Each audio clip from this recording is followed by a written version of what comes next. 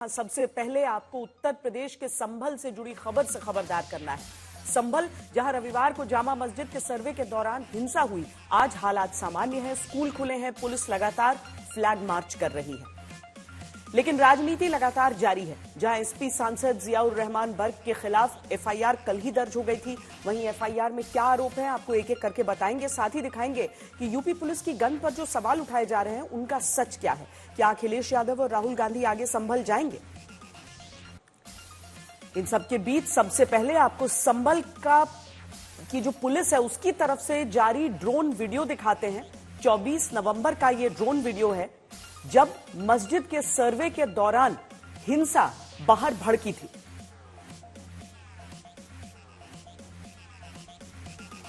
तो अभी तक जो तस्वीरें उपलब्ध थी उनसे अलग ये वीडियो जो है, ये ऊपर से यानी कि एक ड्रोन कैमरे की नजर से ये पूरी तस्वीर दिखा रहा है और इसमें साफ तौर पर नजर आ रहा है कि किस तरीके से हिंसा की शुरुआत हुई।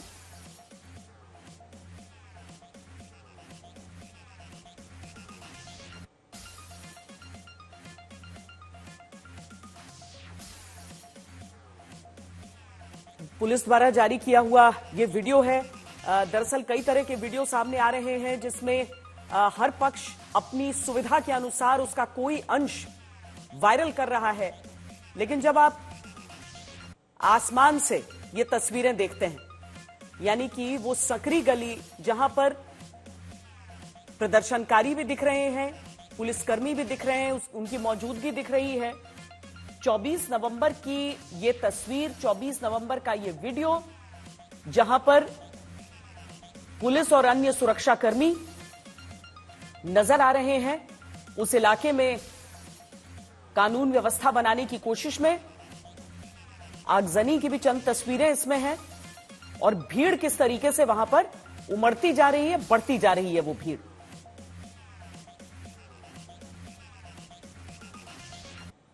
संभल में मस्जिद के सर्वे के दौरान हिंसा जो भड़की है, उसके बाद से हिंसा शांत हुई, राजनीति और अधिक भड़की हुई है। और इसीलिए एक एक तस्वीर, एक ऐसे दौर में जब तस्वीरें पूरी कहानी बयां कर सकते हैं, उसमें ड्रोन कैमरे से ली हुई ये तस्वीरें।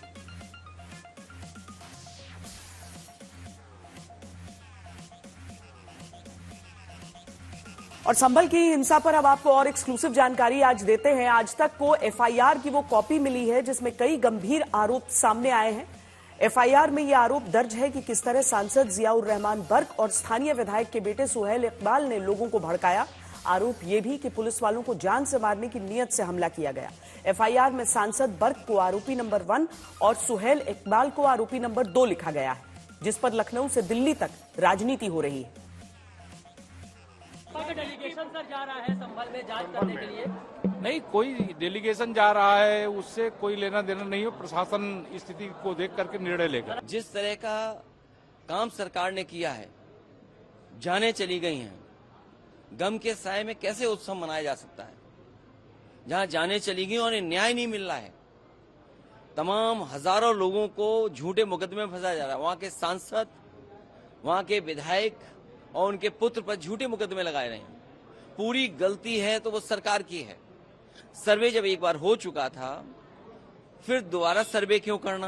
एमएलए हैं, उनका एफआईआर हुई है एमएलए के बेटे पे, उनको क्या कब तक कुछ अरेस्ट हुई? देखिए, उसके सब हम योजना में सभी एविडेंस कलेक्ट करवा रहा है। उसके बाद आगे जो एसपी नियम अनुसार विधिक कार्रवाई हम आगे कार्रवाई करेंगे। संभल में जो कुछ प्रशासन कर रहा है 100% गलत कर रहा है। प्रशासन की लापरवाही से, बल्कि प्रकार मैं तो ये आरोप लगा रहा हूं, प्रशासन ने जानबूझकर वहां ये सब अशांति पैदा करने का काम किया है। प्रशासन चाहता कुछ भी नहीं हो सकता था। प्रशासन ने ही लोगों को जो जा रहे थे मस्जिद में नारे लगाते हुए उकसाया और ये प्रदर्शित किया कि जैसे मस्जिद पे लोग कब्जा करने जा रहे हैं, जिसकी वजह से ये सब कुछ हुआ। एक बार फिर हम आपको वो तस्वीरें दिखाते हैं जो ड्रोन कैमरे की नजर से संभल हिंसा की पूरी तस्वीर दिखा रहे हैं। यहां पर कैसे कैसे ये घटनाक्रम आगे बढ़ा था, किस तरीके से वहां पर पुलिस बल पहले मौजूद है, देखिए बड़ी संख्या में, और उनकी तरफ से कोशिश की जा रही है कि लोग आगे की ओर न बढ़ें। क्योंकि अदालती आदेश पर सर्वे को पूरा होना था। हालांकि बाद में बहुत सारे इसके और पहलू सामने आए, जिसमें कहा गया कि कुछ अफवाह भी फैले वहां पर, किस तरीके से लोग भड़के और इस कारण वहां से निकले। देखिए पत्थरबाजी करते हुए आपको लोग भी दिखते हैं वहां पर, आगे बढ़ते हुए देखिए पत्थर आगे फेंकते हुए दिख रहे हैं। यहां पुलिसकर्मियों की मौजूदगी इस गली में, और दूसरी तस्वीर जो आप देखते हैं जहां पर एक गाड़ी में आग लगी हुई तस्वीर है, और ड्रोन की नजर में जो प्रदर्शनकारी हैं, जो उपद्रवी हैं, एक एक व्यक्ति कैद। 2 दिन से लगातार विपक्ष आरोप यही लगाता आ रहा है कि यूपी पुलिस की गोली से 4 लोगों की जान गई, और पुलिस लगातार कह रही है कि उसने गोली चलाई नहीं। तब आज नया आरोप समाजवादी पार्टी ने लगाया, आरोप इस बात का कि यूपी पुलिस 2 तरह के हथियार रखती है। पुलिस कभी अपनी करनी को देखती है, पुलिस अपने किए हुए कार्यों की जिम्मेदारी लेती है। ये गोली लगी, इनका कहना आपस में मारेंगे, आप बताएं कोई एक दूसरों को आपस में मारेंगे? आजकल ये प्रवृत्ति चल गई है, पुलिस 2 असलहा रखती है। एक वो असलहा रखती है जो गैर कानूनी है, और एक उनके पास सरकारी है। तो जहां गोली चलाना होता है, बहुत कम अवसर पर सरकारी असलहे चलाते नहीं, जो दूसरे प्रकार के असलहा रखते हैं उसी से गोली चलाते हैं। के द्वारा ये कहना है कि पुलिस के हाथ में देसी कट्टे थे जबकि ये भ्रामक ही नहीं है। हम लोगों के पास अपनी टीएसएम, टीयर स्मोक म्यूनिशन बिल्कुल थे, पंप एक्शन गन थी हमारे पास जो एसआरपी के जो आरआरएफ है उनके जो असले हैं, उनके जो असले होते हैं वो थे। लेकिन जो इनकी तरह बताया कि देसी कट्टे थे, हम पुलिस, एक यूपी पुलिस बहुत ही प्रोफेशनल फोर्स है। It is one of the largest police force of the world, it is the largest police force of the world, and I am very proud to be part of it. और इस तरीके के भ्रामक बयान पे, जिसमें ये जहाँ पे दंगाइयों को सपोर्ट करने का जो स्टेटमेंट दे रहे हैं कि पुलिस ने, क्योंकि जब ये पता चल गया, ये प्रूफ हो गया ऑलमोस्ट कि जो लोग जिनकी डेथ हुई है वो 315 बोर या इस अन्य प्रकार के एमएम के बोर के या बुलेट से हुई है, तब ये बता रहे हैं कि पुलिस वालों के पास कट्टे आ गए। वो पिस्टल नहीं है, उसको कम से कम उसको 5-6 बार क्लियर कर दिया गया है। वो पिस्टल नहीं है, वो रबर पैलेट गन है, और उसको क्लियर कर दिया गया है, और दोबारा क्लियर कर दे रहा हूँ, वो पिस्टल नहीं है। बिल्कुल पुलिस गोली चलाते, लेकिन वो गोली जो है, मैं तो एक पूर्व पुलिस अधिकारी हूँ, उसमें टीयर गैस गन फायर हो रहे हैं, रबर बुलेट फायर हो रहा है, और जो एक गन आप देख रहे हैं एक पुलिस का जवान फायर कर रहा है, वो पंप एक्शन 12 बोर बंदूक है। और सबसे पहले जब मैं डीजीपी था तो 1012 बोर पंप एक्शन गन मैं ही लाया था। कश्मीर में भी इस्तेमाल हुआ, उसमें 6 नंबर के छर्रे इस्तेमाल होते हैं कि राइफल की गोली ना हो, मर सके। ये स्किन डीप इंजरी तो आ सकती है, उसको कोई मर नहीं सकता। तो जो फायरिंग हाईलाइट कर रहे हैं वो राइफल की फायरिंग नहीं है, वो नॉन लीथल वेपन की है, जो पुलिस हमेशा प्रयोग करती है। 315 बोर राइफल हम प्रयोग नहीं करते, 32 बोर पिस्टल या रिवॉल्वर की गोली हम लोग प्रयोग नहीं करते। तो जो वेपन का अब तक एविडेंस हैं, वो ऐसे वेपन हैं जो पुलिस कभी प्रयोग नहीं करती है। पर क्या एक गलत फहमी फैलने से हिंसा हुई, या फिर संभल में जानबूझकर हिंसा के बाद गलत फहमी और अफवाह का दावा किया गया? सवाल वजू खाने के हौज से निकले पानी को लेकर उठाया गया, जिसका सच प्रशासन ने बताया। संभल हिंसा के दौरान एसपी का ये वीडियो बहुत चर्चा में है, जहां पत्थर चलाते उपद्रवियों से एसपी कहते हैं, संभल के एसपी कृष्ण कुमार बिश्नोई का ये वीडियो हकीकत है, जहां धर्म और जाति के नाम पर राजनीति के चक्कर में फंसकर हाथ में पत्थर तो कुछ लोग उठा लेते हैं, फिर पुलिस पकड़ती है तो अपनी बेगुनाही के दावे करने लगते हैं। जैसे संभल को सोमवार को ये तस्वीर नजर आती है। 1 बाय 1 अगर आप ये देखेंगे तो 1 2 3 4 5 6 7 8 9 10 11 12 13 आरोपी अभी एक लाइन में बैठे हुए दिखाई दे रहे हैं, और पूरी वैन ये पूरी तरह से जो खचाखच अंदर इस वक्त जो है भरी हुई है। संबलपुर की हिंसा में जिन लोगों को गिरफ्तार किया गया है, आप उनकी तस्वीरें देख रहे हैं, ये वो लोग हैं। तो आप लोग कहाँ थे उस समय?